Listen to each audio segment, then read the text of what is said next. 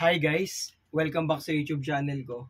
So for today, meron tayong math problem coming from the recent Electrical Engineering Board, September 2023. And this came from differential equations. Pero before that, shoutout muna kay Ivan Portugues na BS Civil Engineering sa PSU, Urdaneta, mga Lodi Kicks, and also kay future engineer Mark Opus. And thank you so much sa mga Lodi Kicks natin na patuloy na sumusupport sa channel natin. So ito yung problem natin. Solve the differential equation x plus y dy equals x minus y dx. So let's go direct to the point. Let's go to the quickest way para ma-solve ito. So ang gagawin natin muna, arrange natin mga Lodi Cakes. So let us arrange this in such a way na mauna yung dx. So x minus y dx.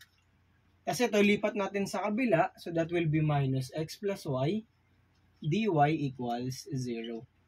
So what we can do is we will try to expand the differential equation. So we have x dx, just distribute, minus y dx, minus x dy, minus, so negative times positive, that is negative. Negative y dy equals 0. Kasi yung iba kasi pinag-iisipan, baka gagamit pa sila ng partial differentiation. Hindi na. This can be solved using inspection. Doon na tayo sa pinakamadali at pinakamabilis. So, tingnan natin, ito x dx, wala tayong problema. Kasi with respect to x naman siya. Itong y dy, wala tayong problema. However, we have a problem on this one. Pero, we can do some factoring para makita natin saan ba siya equivalent sa IJ. So, we have x dx, ilabas natin si negative.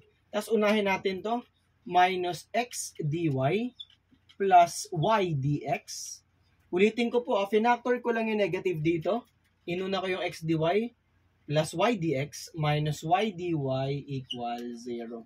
So ano po ba yung twist dyan, Sir IJ? Just recall that the derivative of xy is equal to x dy applying the product rule plus y dx.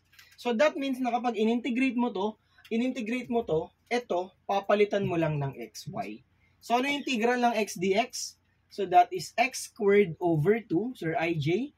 Ito papalitan natin ng xy. So that is, kasi wala naman siyang kasama, parang du lang siya. Pag in-integrate mo yung du, magiging u na lang siya, plus c. So for this case, yung u natin will be xy.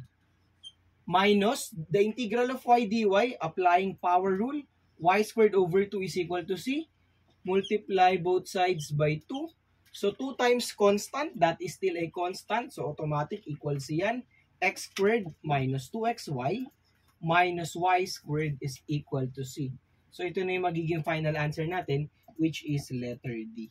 Diba napakadali lang mga Lodi Cakes? Wala nang fancy solution. Direct to the point, inspection na lang ang ginawa natin.